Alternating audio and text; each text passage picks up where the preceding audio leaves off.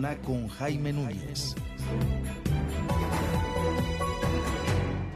Ya estamos de regreso a las 8 de la mañana con 38 minutos, la mañana de este fin de semana, de este sábado. Es un privilegio que esté con nosotros a través de la radio, la televisión, el internet y también de las redes sociales. Recuerde que estamos en la primera cadena nacional de Grupo Fórmula en todo el país y también estamos en Telefórmula en todas las plataformas de televisión restringida, de TV de paga a nivel nacional y también en la Unión Americana, otras 30 estaciones de radio allá en los Estados Unidos. Oigan, hemos platicado mucho de lo que está alrededor de esta campaña electoral, de la contienda electoral del 1 de julio.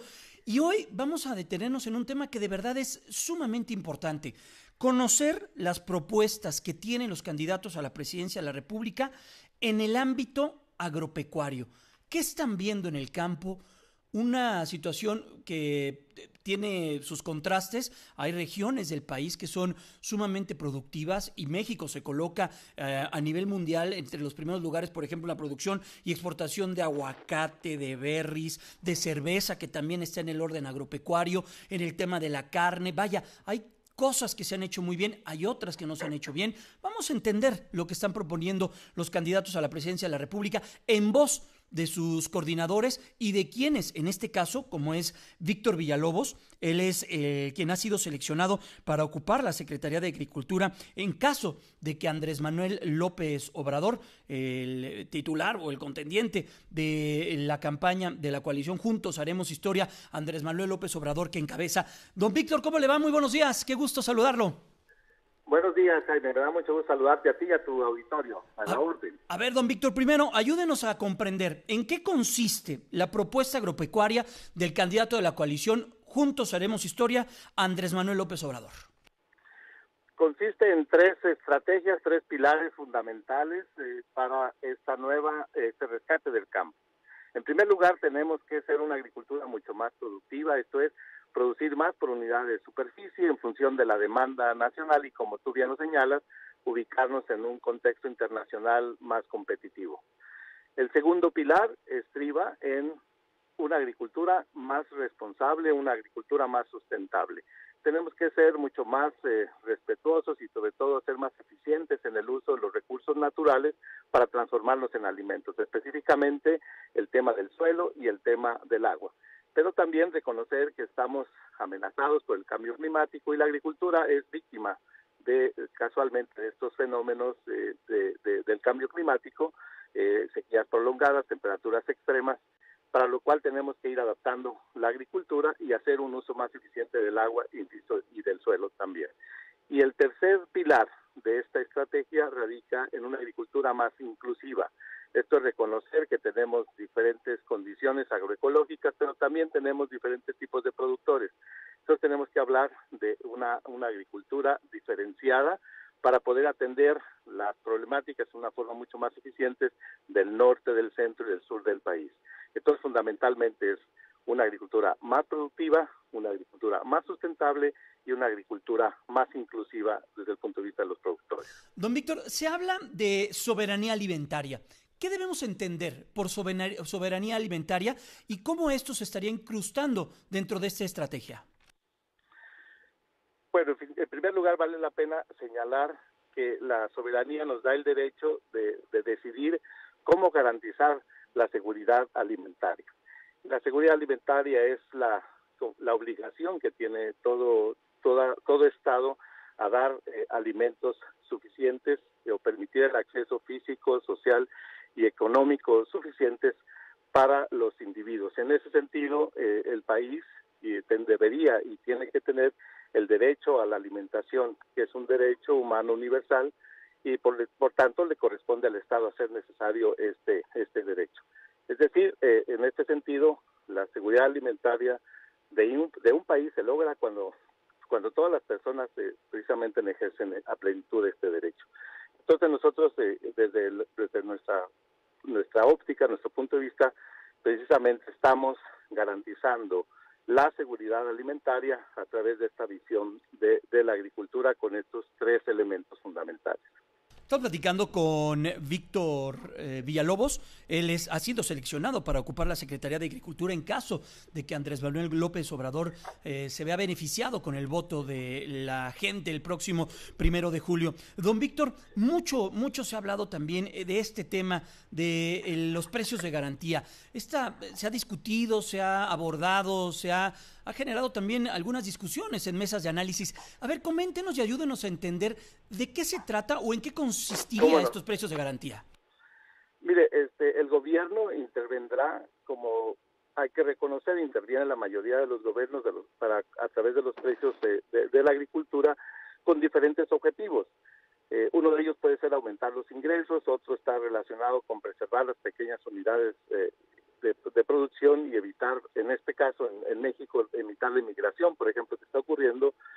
También se implementan los precios de garantía para lograr la seguridad alimentaria, que ya habíamos señalado, reducir la inestabilidad de los precios y aumentar los ingresos de los productores, y también para mantener precios estables. Lo que se está proponiendo a través de los precios de garantía está orientada esta estrategia a desarrollar esquemas de apoyo para los productores que hoy día en un 80% no reciben estos apoyos.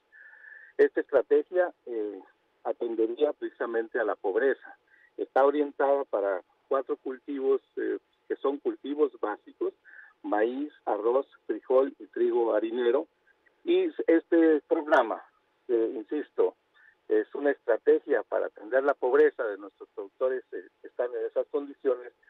Sería una estrategia que estaría ejercida a través de la Sedesol, y sería la Sedesol la que, a través de Diconsa, la que acopiaría estos 4 productos básicos y se les pagaría a los productores precios justos, con un margen de ganancia, y poder, a través de este esquema, que ellos puedan tener un ingreso a su productos básicos.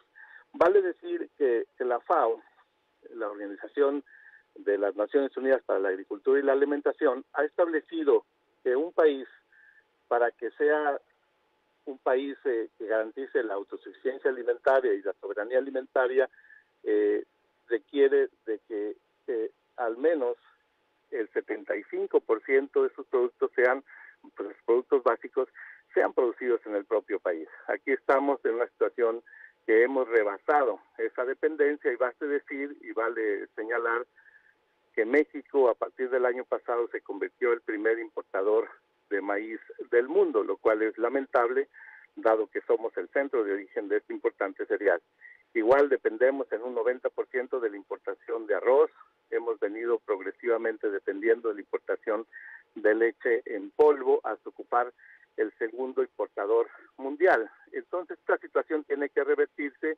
Tenemos que fortalecer la producción nacional, tenemos que darle los medios necesarios a nuestros productores para que gradualmente, a través de esta estrategia de precios de garantía, vayamos disminuyendo la dependencia de nuestros productos básicos y generando bienestar e ingresos en nuestros productores, particularmente los pequeños productores. De esa forma estamos atendiendo esta problemática. Sí, dígame. Don Víctor, Víctor Villalobos, seleccionado para ocupar la Secretaría de Agricultura en caso de que Andrés Manuel López Obrador gane el próximo 1 de julio. ¿Cómo llevar financiamiento? ¿Cómo llevar tecnología? ¿Cómo llevar certidumbre al campo mexicano? ¿Qué propuestas están generándose ustedes al interior de la coalición Juntos Haremos Historia?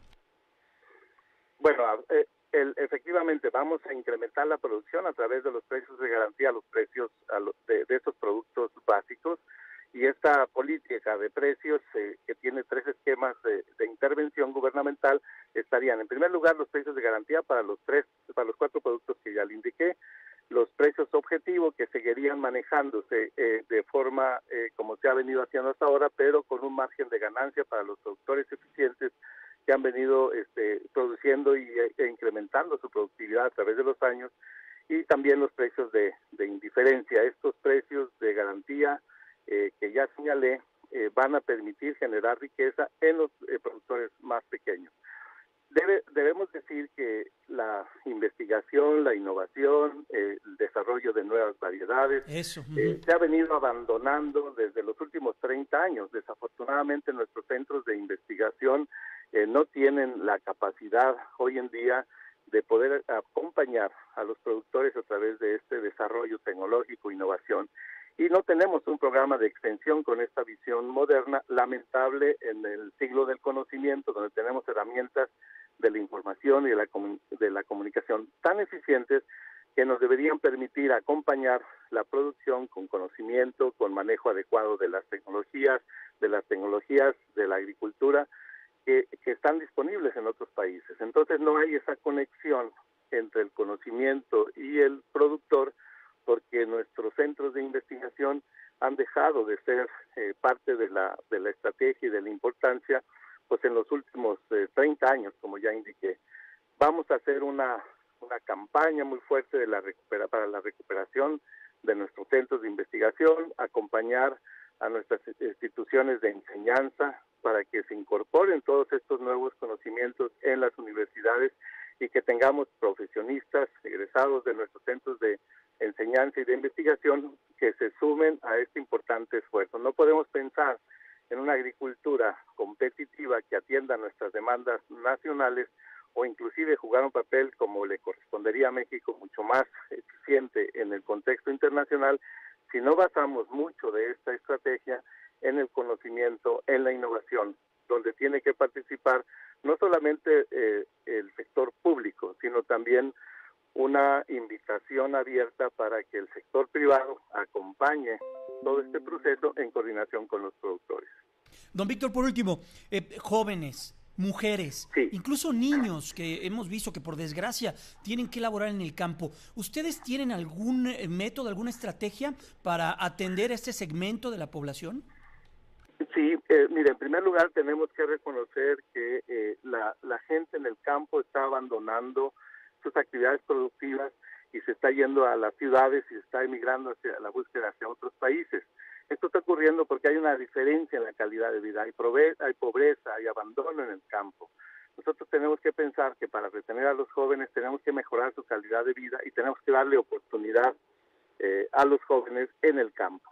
Esto no solamente tiene una visión y una estrategia de nuestra parte para atender y para retener a los jóvenes en el campo, sino también hay que reconocer que está incidiendo en la inseguridad y en la violencia del país, porque hay que reconocer que tiene sus orígenes en cierta proporción precisamente en el campo. La estrategia del licenciado López Obrador es de que los jóvenes tienen que tener oportunidad, tienen que reconocer que pueden tener un futuro y pueden tener ingresos adecuados si trabajan en el campo a través del apoyo que ya se ha anunciado por medio de becas para los jóvenes, para que se incorporen a la actividad productiva y que tengan acceso al conocimiento. Claro. Esta es una estrategia fundamental porque no solamente, insisto, estaríamos favoreciendo la productividad a través de que los jóvenes se incorporen a estas actividades en el campo, sino también incidir en la inseguridad.